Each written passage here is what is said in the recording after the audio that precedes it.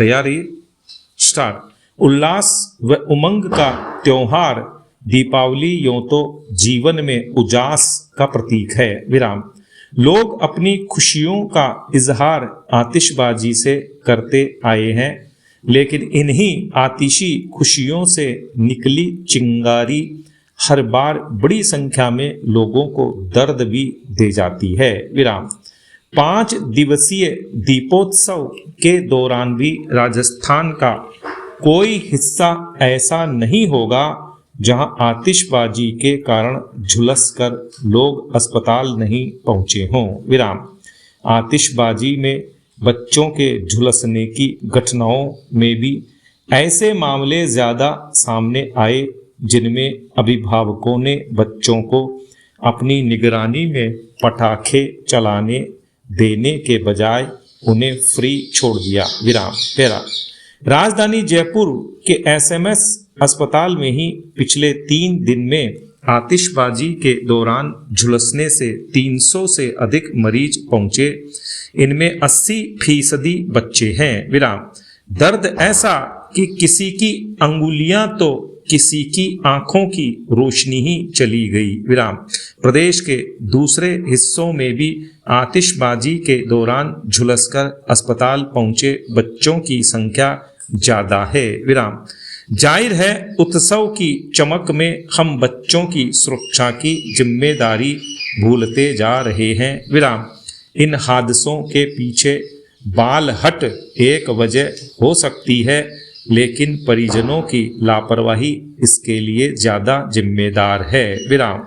बच्चों को इस मासूम उम्र में खतरे की इतनी समझ नहीं होती, ऐसे में उन्हें समुचित दिशा निर्देश देना और पटाखों में विस्फोट क्षमता के हिसाब से इन्हें चलाने की अनुमति देना अभिभावकों का कर्तव्य है। विराम। आतिशबाजी जहां भी होगी ऐसे हादसे होने की आशंका बनी रहती है। विराम। इसलिए खास तौर से बच्चों को स्कूली स्तर पर भी प्रशिक्षण दिया जाना चाहिए कि सुरक्षित रूप से पटाखे कैसे चलाए जा सकते हैं। विराम। बहुत छोटे बच्चे तो आतिशबाजी के दौरान आसपास भी नहीं रहे, ऐसी व्यवस्था होनी चाहिए। विराम। जनसंचार माध्यमों और सोशल मीडिया पर ऐसे संदेश प्रसारित होने चाहिए जो परिजनों को बच्चों की सुरक्षा के प्रति अधिक संवेदनशील बनाए। विराम। सबसे बड़ी बात यह है कि आतिशबाजी बड़े लोगों की निगरानी में नियंत्रित और सुरक्षित तरीके से करनी चाहिए। विराम। पैरा।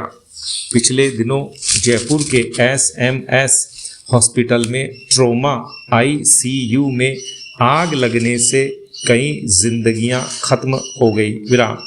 इस दुखद घटना ने प्रदेश की स्वास्थ्य व्यवस्था को झकझोर कर रख दिया। विराम। हर व्यक्ति के मन में यही सवाल है कि क्या हमारे सरकारी अस्पताल केवल कागजी नियमों और बैठकों पर चलते रहेंगे या सचमुच रोगियों की देखभाल और उनकी जान की सुरक्षा पर ध्यान देंगे। विराम। यह हादसा सिर्फ तकनीकी या प्रशासनिक चूक के साथ उस बड़े सवाल का हिस्सा है जो वर्षों से उठता रहा है। डॉक्टर्स का दायरा कहाँ तक होना चाहिए?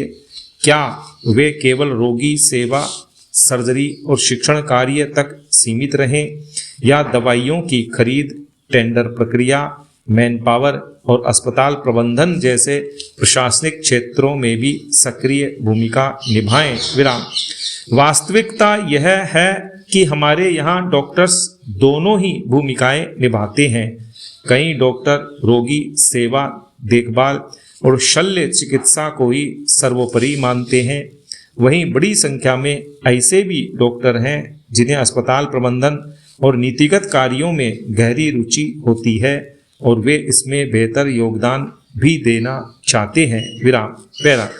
अस्पतालों और मेडिकल कॉलेजों में भिन्न भिन्न कार्यों के संचालन के लिए डॉक्टरों से रोगियों की देखभाल और शिक्षण के साथ साथ कई प्रशासनिक जिम्मेदारियों यथा मैन पावर सप्लाई, उपकरणों की निविदा, सरकारी योजनाओं के संचालन, सफाई और रखरखाव आदि में उनकी भागीदारी अपेक्षित रहती है। विराम। इजदन कुछ डॉक्टर्स यह मानते हैं कि उनकी मूल चिकित्सा सेवाओं पर प्रभाव पड़ता है, वहीं कई डॉक्टर इसे अवसर मानते हैं और प्रशासनिक तंत्र को बेहतर बनाने में अपनी भूमिका निभाना चाहते हैं। विराम पैरा।